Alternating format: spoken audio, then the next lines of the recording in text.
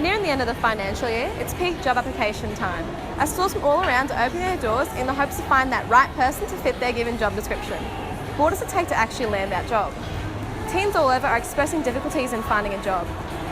But with interview reports of failed interviews and the inability to converse, it's evident that teens maybe really just don't know how to find a job. And so it begs the question, are we expecting too much within these roles? Or do the applicants applying really just possess a lack of care?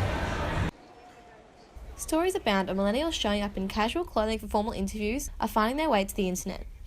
So to avoid such interview disasters, teens are scrolling through sites such as Seek and Indeed to avoid face-to-face communication. You may get the job this way, but be quick. Employers will only read the first few resumes they receive. The rest, practically thrown away. As employers prefer a visual first impression to a cyber profile. Big W, Kmart, Woolworths, Coles, every single restaurant and cafe around my area, and no response. Jackie Steendyke, an employer in search of recruits, gives insight as to why millennials are no longer in favour of being hired. The other side of it is too, the young ones today, they don't like being told what to do. They don't like being told, how to dress appropriately.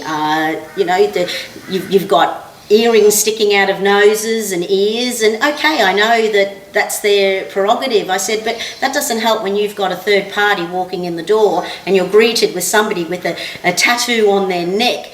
I'm sorry, it just doesn't go in the workforce. As an employer, I actually choose not to employ young people anymore. I've gone down that track. They want the big bucks, but they don't want to put in the big hard yarns to earn it.